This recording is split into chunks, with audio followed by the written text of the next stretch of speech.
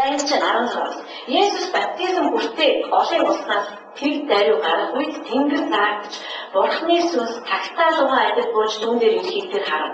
Тэнгэрээс энэ бол миний хайртгүй түүнд миний таалал оршдог гэх дуу гарлаа. Бурхан энэ Есүс Христийг би өөрөө тарьж би өөрөө түүнийг суулгаж өгсөн гэдгийг баталж Тэнгэрээс ийм дуу гарсан гэж.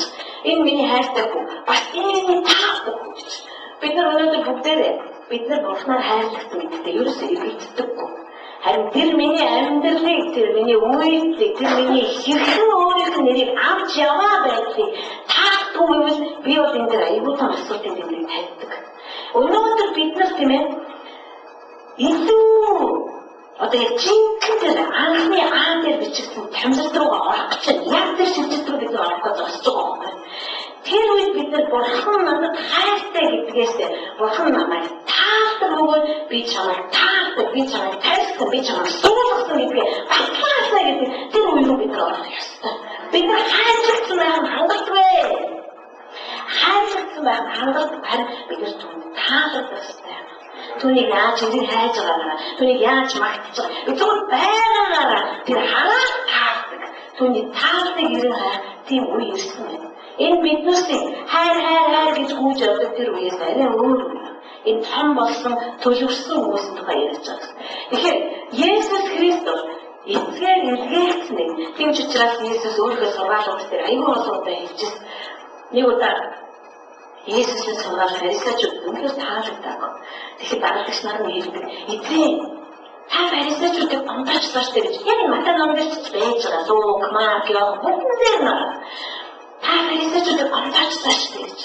Тэгмээд Есүс юу гэж хэлсэн бэ? Эцгээр таригдаагүй бүх юмс талтагдаж хаягдаг бол. Та фарисей хүн байсан гэдэг зүгээр тэнд сууж исэн бай. Та тэр фарисей хүнийг гомдооч. Тэгэнгүүтээ бүр дараад нь хэлчихэ. Би бол эцгээр таригдсан. Харин чи бол эцгээр таригдаагүй учраас эцэг чамаас сургуулж хай. Үгүй энэ үг утгатай биш гэж юу? Бид нар хэзээ ч ингэж хэлэхгүй байхгүй. Бид нар айдаг. Бид нар үгийн гойролдог. Бид нар ээж гэж ингэж хэлчихээ гэж. Есүс юусоо тэгж бодоагаа. Есүс хэлжээ эцэг юу ярих би тэрийг яа. Эцэг ингэж юм хийн. Бидний юу би хийхгүй гэж. Тийм учраас тэр олон зүйлийг хийхгүй ч байсан бас хийхгүй ч байсан. Хүмүүс гайхчихдээ ятаж өөрийгөө бүлээх хацууч гэсэн юм хийжтэй. Тэгээд үедээ хэлдэг байсан. Хэлэхгүй дэ дөрөвгүй байдаг байсан. Тэгтээ Есүс за ирээч тийм эцгийн тариг. Тэгтээ эцгийн тариг ургал гэдэг би энэ фарисег хараад мэдчихэв. Тэгээд ирээч хүний бас ингэж болохгүй ч байна. Би ч бас хайр мэрийг авчих гад ирсэн байна. Тэгэхээр би яг чамайг тасна гэж бол хэлэхгүй заяа. Тэгээ юу яаж ч магадгүй байхгүй юу? Бид нар яг ингэж яриад сурсан баг. Энэ миний Христ ч хүмүүс бидэрт болохгүй гэж зааж учраас хин нэгэнтэй тэгтээ энэ болсон үгийг аюул дэлхийд даяар зичаад явах гэсэн байна ш. Тийм учраас ариусны яг хэрэгтэй биш гэж байна. Тийм учраас та хоёр өнөөдөр амьдарч байгаа биш гэж юу? Сүнс юу гэж хэлснийг эрхийн тул та дээр даах гэсэн. Сүнс юу хэлснийг авахын тулд зүрхэгдэж төгсөн ба. Сүнс юу хэлснийг хийхин тулд та дээр амьдал өгсөн байдаг. Үйлдэл, ажил, гэр бүл өгсөн байдаг. Тийм учраас бид нар ариун сүнсний тусламж бол Есүс эцгээр илгээсэн юм байсан гэдгийг ойлгож чадахгүй. Есүс эцгээр илгээсэн, эцгээр таригдсан, суулгасан юм байсан гэдгийг бид нар ойлгохгүй бол тэрний ярьж байгаа бүх үг зүгээр ёс суртахууны хичээл болж байна. Ёс суртахууны хичээл болж хувирах юм бол хамгийн наад захын эрүүл монгол хүн намайг Иесусийн мангар гэж дуудана гэж би боддог байхгүй. Энийг арилжаад би өөрийнхөө итгэдэггүүд уншуулъя. Уулан дээрээс сургаалыг манайд уншчихсан. Йоо, та нар яаж тэнийг хийж чаддгийг бэ? Одоо энэ тэгэхээр сүнсгүй энэ үгтийг болгож харагдаад байгаа байхгүй.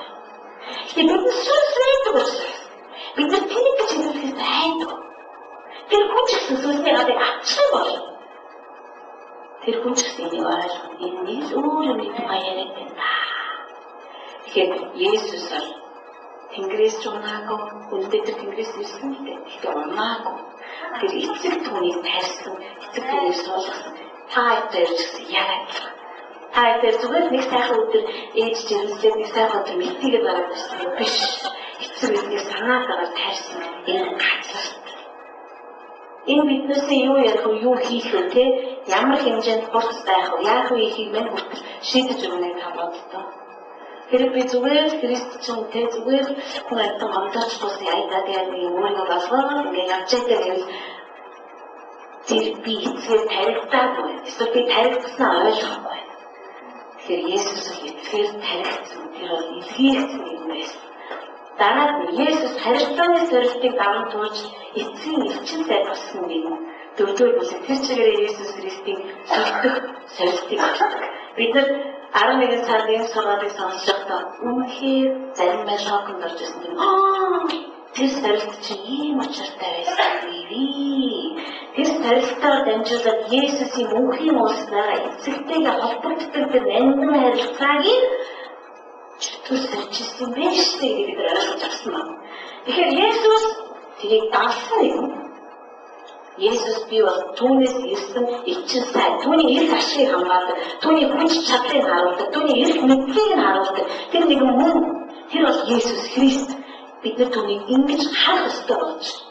Тэгээ Библи биднийг юу хэлсэн бэ? Та бол эцэг сайдууд гэж. Би Библийг унших болгоод бахнаас асуудаг гэсэн. Үгүй энэ дээр бичигдсэн юм. Үгүй өөр амьдралыг харахад нэг биш ээ. Нэг л тийм одоо ингэ нэг эцэг сайжир байх гэж одоо нэг байж боломгүй байна. Нэг л тийм айдас, нэг л тийм үл итгэсэн байдалтай нэг тийм үхэг.